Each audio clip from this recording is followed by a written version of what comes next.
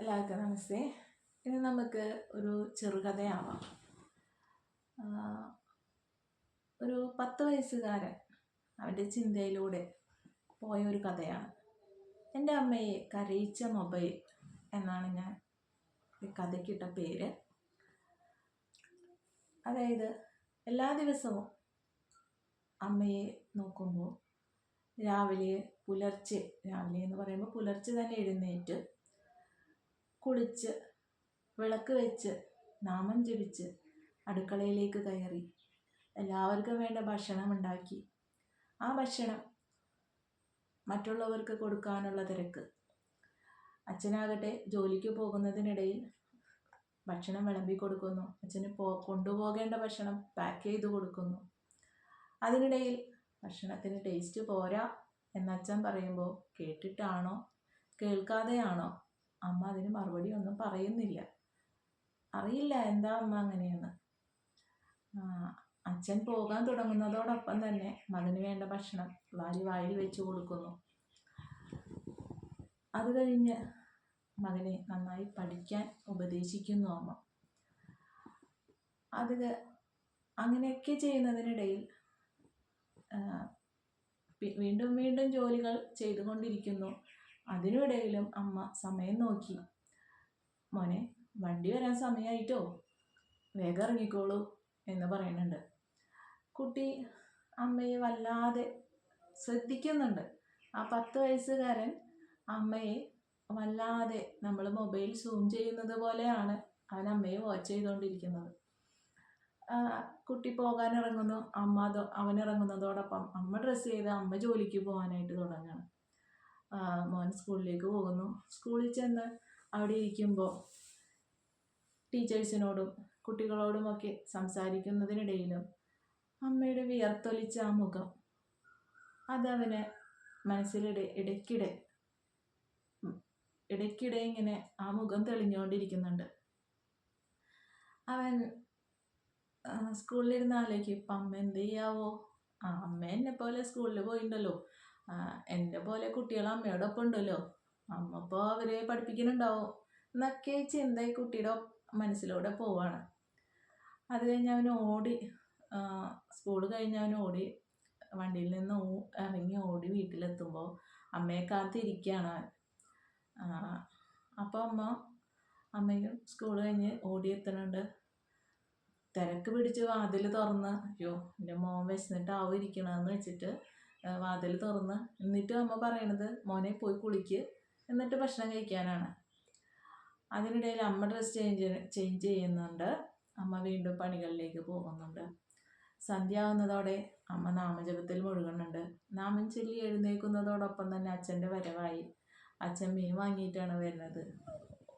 ഒന്നും പറയാതെ തന്നെ അച്ഛനോട് ആ മീൻ വാങ്ങി അമ്മ മീൻ നന്നാക്കാൻ തുടങ്ങുകയാണ്. അതിനിടയിൽ അച്ഛൻ പറയുന്നുണ്ട്, ഷെയ്ക്ക് അടിക്കാനുള്ള സാധനങ്ങൾ കൂടി ഞാൻ കവറിൽ വെച്ചിട്ടുണ്ടായിരുന്നു എന്ന് പറയുമ്പോൾ കൈ കഴുകി മീൻ നന്നാക്കിക്കൊണ്ടിരിക്കുന്ന കൈ വൃത്തിയായി കഴുകിയിട്ട് ഷെയ്ക്ക് അടിക്കാൻ തുടങ്ങുന്നു. അത് വീട്ടിലുള്ളവർക്ക് വേണ്ടി കൊടുക്കുന്നു. അതോടൊപ്പം അമ്മയും അത് കഴിക്കുന്നുണ്ട്. അതിനുശേഷം വീണ്ടും അമ്മ മീൻ വൃത്തിയാക്കിക്കൊണ്ടിരിക്കുകയാണ്. വൃത്തിയാക്കി ഭക്ഷണം പാചകം ചെയ്ത് ഇവർക്ക് വേണ്ട ഭക്ഷണം വിളമ്പി കൊടുത്തു. ഭക്ഷണം വിളമ്പി കൊടുക്കുമ്പോൾ മോൻ ചോദിക്കുന്നുണ്ട്, അമ്മ ഭക്ഷണം കഴിക്കുന്നില്ലേ എന്ന് ചോദിക്കും. അപ്പോൾ കുട്ടിയോട് തമാശയായിട്ടാണ് അമ്മ പറയണത്, എൻ്റെ വിശപ്പ് ഷെയ്ക്ക് എടുത്തു, കുട്ടി കഴിച്ചോളൂ. അപ്പോൾ അങ്ങനെ പറഞ്ഞുകൊണ്ട് പാത്രം കഴുകിക്കൊണ്ടിരിക്കുകയാണ്. അതിനിടയിൽ അമ്മയ്ക്ക് ഫ്രണ്ട്സിൻ്റെ കോള് വരുന്നുണ്ട്. അമ്മ സംസാരിക്കണമുണ്ട്, പാത്രം കഴുകണമുണ്ട്. അപ്പോൾ ഇതൊക്കെ മോനിങ്ങനെ വായിച്ചേനെ.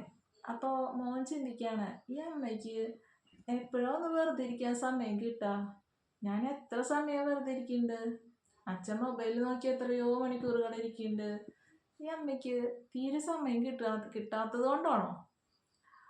അങ്ങനെ മോൻ പിന്നെ ആലോചിക്കുന്നുണ്ട്, ഈ അമ്മയോട് അച്ഛൻ സംസാരിക്കുന്നതായിട്ട് കാണുന്നില്ലല്ലോ, അച്ഛൻ എന്താവോ അമ്മയോട് സംസാരിക്കുന്നത്? അച്ഛൻ സംസാരിക്കുന്ന ഒരു ടൈമുണ്ട്, അയൽവക്കാർ പ്രശ്നം ഉണ്ടാക്കുമ്പോഴോ ബന്ധുക്കൾ പ്രശ്നം ഉണ്ടാക്കുമ്പോഴോ അമ്മയോട് സംസാരിക്കുന്നത് കാണാം. അല്ലാതെ ഇവരൊന്നും അടുത്തിരിക്കുന്നത് പോലും ഞാൻ കണ്ടിട്ടില്ല. അങ്ങനെ ഇതൊക്കെ ഇവനിങ്ങനെ അയവർക്കിക്കൊണ്ടിരിക്കുന്നുണ്ട്. അമ്മയോട് പിറ്റേ ദിവസം രാത്രിയാവുന്നു, അവർ മൊബൈൽ കണ്ട് കിടന്നുറങ്ങുന്നു. അമ്മ പത്രം നോക്കുന്നുണ്ട്. അമ്മയ്ക്ക് വേണ്ട പ്രിപ്പറേഷൻസ് അമ്മ രാത്രി ചെയ്ത് വെക്കുന്നുണ്ട്. ഇതിനിടയിൽ നേരം വെളുത്ത മകൻ അമ്മയോട് ചോദിക്കുന്നുണ്ട്, അമ്മയ്ക്ക് മൊബൈലിനെ കുറിച്ച് കൂടുതൽ അറിയാത്തത് കൊണ്ടാണോ?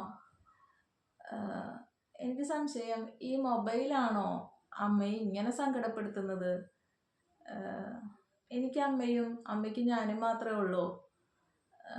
എന്താ അമ്മയ്ക്ക് പറ്റിയേ എന്നൊക്കെ ഇവനിങ്ങനെ അറിഞ്ഞോ അറിയാതെയൊക്കെ അവിടെ ഇവിടെയൊക്കെ ആയിട്ട് കുറച്ച് ചോദ്യങ്ങൾ വന്നപ്പോൾ അമ്മയ്ക്കിത് മനസ്സിലാവുന്നുണ്ട്. അമ്മ വിമ്മിക്കരയാൻ ശ്രമിക്കുമ്പോഴും അവൻ അറിയാതിരിക്കാനായിട്ട് അമ്മ പറയാണ്, മോനെ, വലിയ ആളൊന്നായിട്ടില്ല കാര്യങ്ങൾ അന്വേഷിക്കാൻ, നീ പോയി പഠിക്കാൻ നോക്ക് എന്ന് പറയുന്നുണ്ട്. അപ്പോൾ ഇന്നലെ വരെ അമ്മമാരറിയുന്ന മക്കളായിരുന്നു.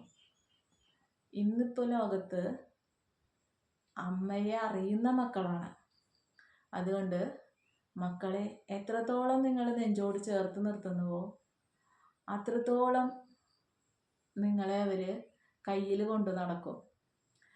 എപ്പോഴും പറയണ കേൾക്കാം, പ്രായമായ അമ്മമാരെ നോക്കാത്ത മക്കളാണെന്ന്. പക്ഷേ ഇന്ന് ചിന്തിക്കുമ്പോൾ അമ്മമാരുടെ ഓരോ വിയർപ്പ് കണവും മനസ്സിലാക്കുന്ന, അമ്മയുടെ മുഖമൊന്ന് മാറിയാൽ മനസ്സിലാകുന്ന മക്കളാണ് ഇന്നുള്ളത്. അതുകൊണ്ട് പിഞ്ചു കുഞ്ഞുങ്ങളെയൊക്കെ ഉപേക്ഷിച്ച് പോകുന്ന അമ്മമാരോട് എനിക്ക് പറയാനുള്ളത്, കുറച്ച് സമയം അവരൊന്ന് വലുതാകുന്നത് വരെ നിങ്ങൾക്ക് ബുദ്ധിമുട്ടുണ്ടാവും മക്കളെ നോക്കാൻ. അത് കഴിഞ്ഞാൽ മക്കളായിരിക്കും നിങ്ങളെ ശ്രദ്ധിക്കുക. ദയവ് ചെയ്ത് നിങ്ങൾ അവരെ ഉപേക്ഷിച്ച് പോകാതിരിക്കുക.